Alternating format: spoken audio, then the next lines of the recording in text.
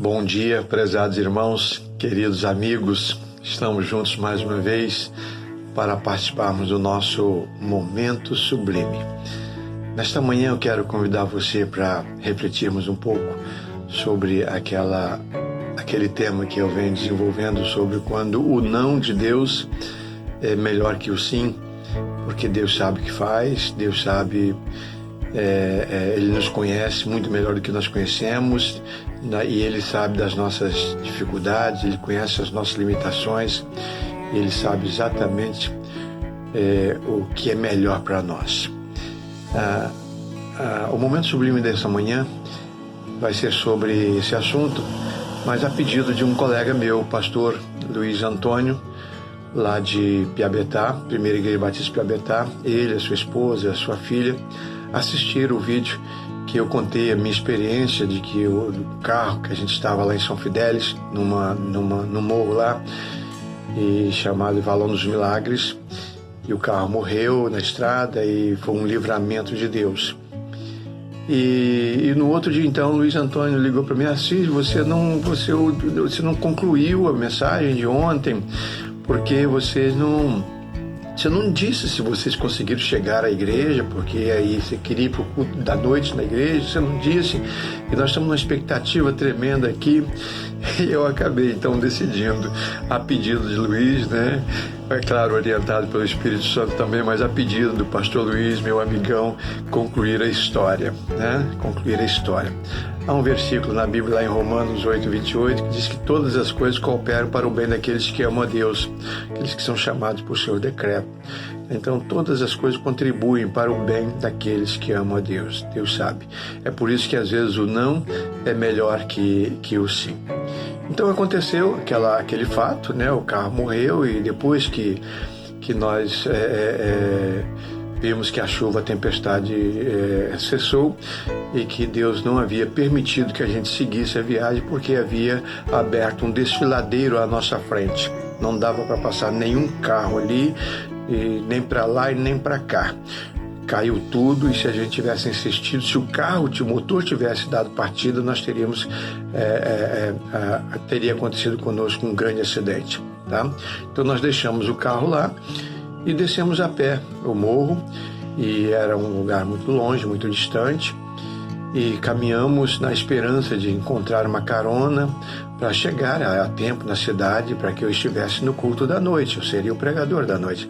Então nós conseguimos chegar à Igreja Batista do Valão dos Milagres. Quando nós chegamos lá, o pastor Jair estava na igreja, era uma tardinha, já quase escurecendo, ele estava na igreja, e ele então, nós conversamos com ele, contamos a nossa experiência, e ele disse: vou levar vocês à cidade.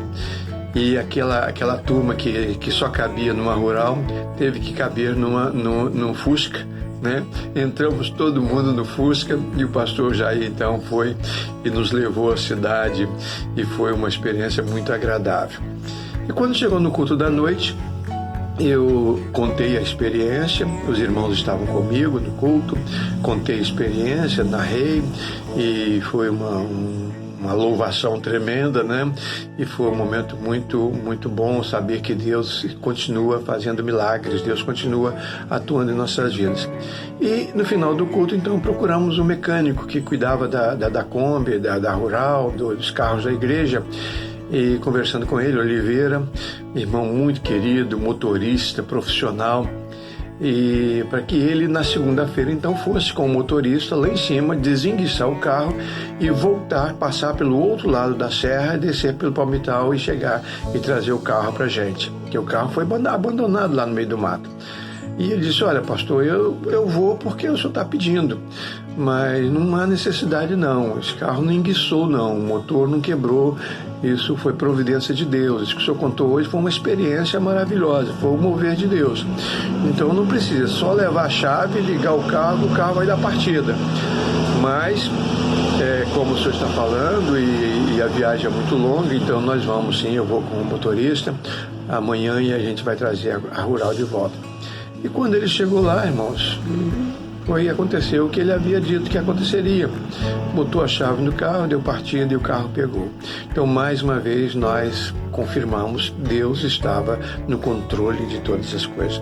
Nós oramos insistentemente para que o carro pegasse, para que pudéssemos chegar em casa, para que pudesse participar do culto na igreja. E Deus sabia, Deus tinha outros planos para nós. Deus sabia exatamente o que nos aguardava à frente se Ele dissesse sim. Então, o não pode ser melhor que o sim, quando esse não vem de Deus. Então, todas as coisas contribuem para o bem daqueles que amam a Deus. Eu gostaria de compartilhar com você nesta manhã. Não é apenas uma experiência de livramento, é uma constatação. Deus continua no controle das nossas vidas. Deus está no controle das igrejas dele na face da terra. Deus está no controle dos ministérios, dos ministros, dos missionários, mulheres, homens que estão a serviço do Senhor. Deus está no controle das nossas famílias.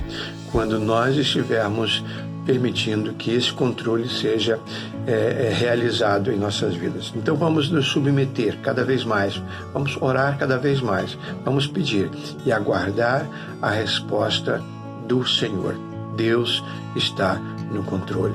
Todas as coisas contribuem para o bem daqueles que amam a Deus. Querido Pai, mais uma vez eu quero te agradecer por poder narrar uma experiência como esta e tantas outras, ó Deus, que tenho ainda para narrar, de livramentos, de cuidados especiais, e o Senhor cada vez mais nos provamos que todas as coisas contribuem para o bem daqueles que te amam. Te amamos, ó Deus, eu te amo e essas pessoas que estão participando desse momento sublime também te amam. Cuida delas, cuida das suas famílias, abençoa seus projetos, seus sonhos, seus planejamentos, cuida deles, fica conosco nesse dia, em nome de Jesus, e muito obrigado, porque o não vindo do Senhor é melhor que o sim. Muito obrigado, em nome de Jesus. Amém. Amém? Tenhamos todos um bom dia.